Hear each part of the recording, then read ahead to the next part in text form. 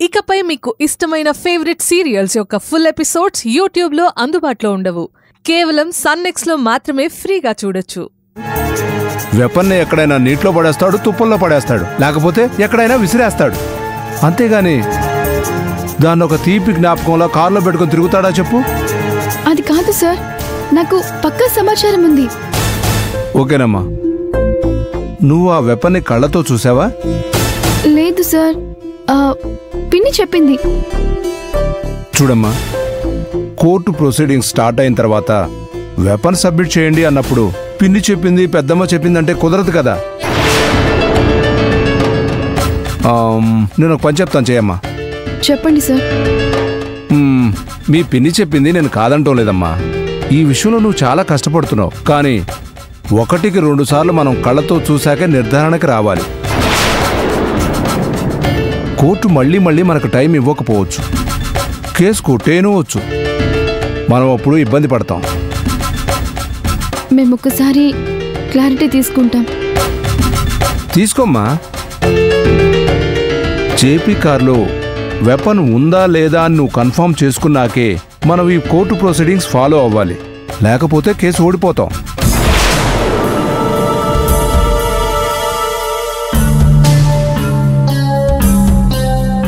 ఏమైంది Roja? Court proceedings start అవుతున్నాయంట. మంచిదే కదా. మంచిదే, కానీ ఆ వెపన్ ఎక్కడుందో దాన్ని కళ్ళతో చూసి ఒకసారి కన్ఫర్మ్ చేసుకోండి అని యుగంధర్ గారు అంటున్నారు. ఇది కూడా కరెక్టే. ఇప్పుడు ఏం చేద్దాం రోజా? పిన్నితో మాట్లాడేస్తాను.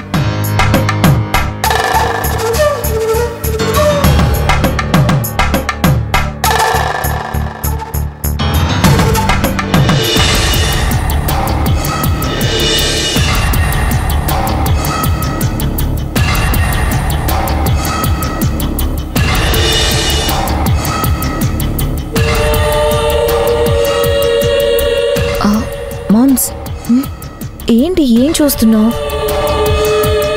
ఏం చూస్తాను బేబీ, నథింగ్. అసలు నీకు ఎలాంటి టెన్షన్ బాధ లేవు.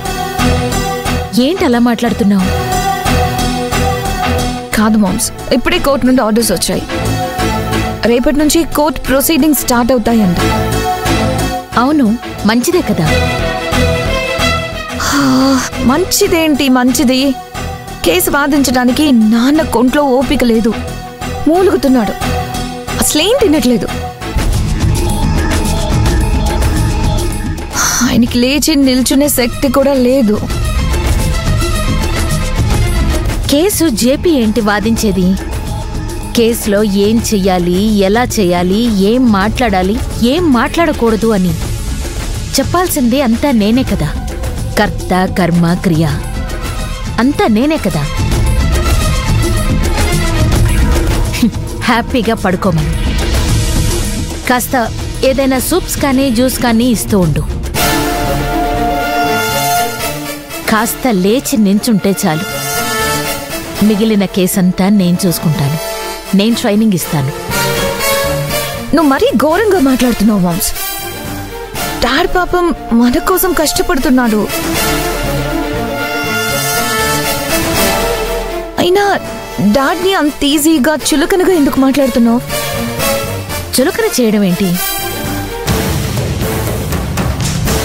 నీకొక విషయం అర్థమవుతోందా? కేసులో వాది ప్రతివాది ఇరుపక్షాలు మనింట్లోనే ఉన్నారు. విచిత్రంగా ఎవరు ఏం చెయ్యబోతున్నారో ఎవ్వరికీ తెలీదు. రోజా ఏం చేయబోతుందో జేపీకి తెలీదు, జేపీ ఏం చేయబోతున్నాడో రోజాకి తెలీదు. కానీ ఈ 2 వైపుల నుండి ఏం జరుగుతుందో నాకు తెలుసు. ఎందుకంటే కేసుని నడిపించేదే నేను కాబట్టి. తనకి శక్తి వచ్చి కాస్త నించునేలా చూడు. మిగిలిందంతా నేను చూసుకుంటాను. తనకి ట్రైనింగ్ ఇస్తాను. ఏం చెప్పాలో ఏం చెయ్యాలో, వాళ్ళ దగ్గర ఏం ఇన్ఫర్మేషన్ ఉందో నాకు తెలుసు. జేపీ ఏం చేశాడో నీకు నాకు తెలుసు. ఏం చెయ్యాలో నాకు మాత్రమే తెలుసు. మామ్స్, ఎందుకు ఇంత కన్ఫ్యూజన్? అసలు నీ ప్లాన్ ఏంటి? నువ్వేం చేయబోతున్నావు? ఒకసారి క్లారిటీగా చెప్తే సరిపోతుంది కదా. డాడ్ కూడా ఇబ్బంది పడకుండా ఉంటాడు. నేను చూసుకుంటాను కదా. ఏం చెయ్యాలో, ఏ స్విచ్ ఆన్ చేయాలో, ఏ స్విచ్ ఆఫ్ చేయాలో నాకు బాగా తెలుసు.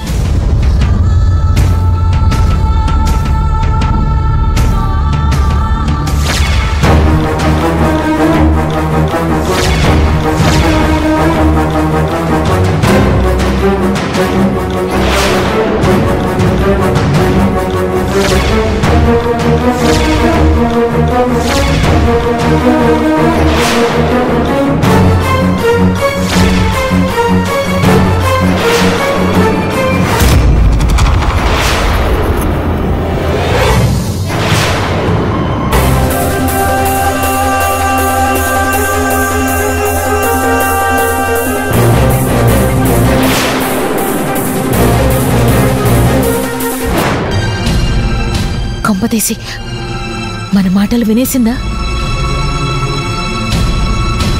మనం అయిపోయినట్టే. నేనిప్పుడే మాట్లాడొస్తాను.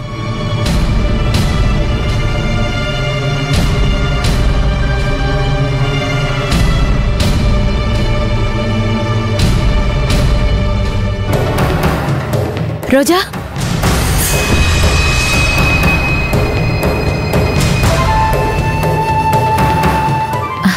ఏంటి రోజా మా దగ్గరకొచ్చి మాట్లాడకుండా వెళ్ళిపోతున్నావు?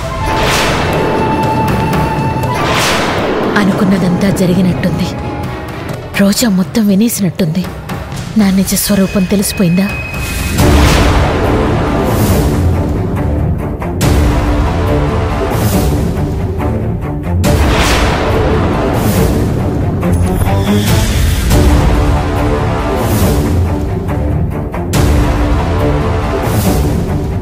అమ్మా, మీతో మాట్లాడదామని వచ్చాను. మీరు నిత్యతో మాట్లాడుతున్నారు. మిమ్మల్ని డిస్టర్బ్ చేయటం ఎందుకని నేను వెనక్కి వచ్చేసాను. అమ్మయ్యా, అయితే మా మాటలు వినలేదు. అదే రోజా, నేను నిత్య ఏం మాట్లాడుకుంటున్నామో నువ్వు వినలేదా? అమ్మా, మీ మాటలు వినడానికి నేనెందుకు వస్తాను? రెండు వైపులా ఇబ్బంది పడుతున్నాను అంటూ ఏదో వినిపించింది. మీరు పడే కష్టం నా కళ్ళకి కనిపిస్తోంది కదమ్మా. కానీ నిత్య మిమ్మల్ని అర్థం చేసుకుని ఉంటే బాగుండేది. త్వరలో నిత్య మనల్ని అర్థం చేసుకుంటుందని ఆశిస్తున్నాను. ఎంత మంచిదానివి రోజా. నువ్వు నా మనసులో మాట చెప్పావు. నిత్యకి ఇంకా పసితనం పోలేదు. దేవుడిలాంటి సారంగ్ని దేవుడు తన దగ్గరికి తీసుకువెళ్ళాడు. నేను ఒంటరిదాన్నయ్యాను. నిత్యతో నేను పడలేకపోతున్నాను. నిత్య నిన్ను అర్థం చేసుకోలేకపోతోంది.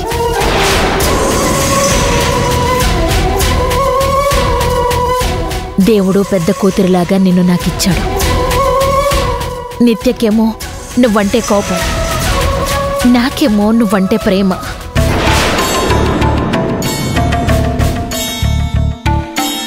ఇప్పుడు నిత్యకి నేను నీ వైపు ఉండడం నచ్చటం లేదు. కోర్టులో నేను నీ వైపు నిలబడితే వాళ్ళకి వ్యతిరేకంగా ఉంటున్నానని నిత్యకి ఆ జేపీ లేనిపోనివి నూరిపోస్తున్నాడు. నిత్య నాకు రోజు రోజుకి దూరం అవుతోంది. మీరే అన్నారు కదా అమ్మా, పెద్ద కూతుర్ని అని. మీ పెద్ద కూతురు మిమ్మల్ని ఇబ్బంది పెట్టదు. మా అమ్మ తర్వాత అమ్మ లాంటి వారు మీరు. కోర్టులో నిత్య కళ్ళు తెరుచుకుంటాయి, నిజానిజాలు తెలుస్తాయి. అప్పుడు మన వైపు వస్తుంది. జేపీ వైపు. నిత్య నిత్య ఏదో ఎమోషనల్గా కనెక్ట్ అయిందే తప్ప అది కరెక్ట్ కాదమ్మా. తను తెలుసుకుంటుంది. మీరు కాస్త ఓపిక పట్టండి. ఈ కేసు అయిపోయేలోగా నిత్య మారిపోతుంది. నిజంగా నువ్వు గొప్ప కూతురివి.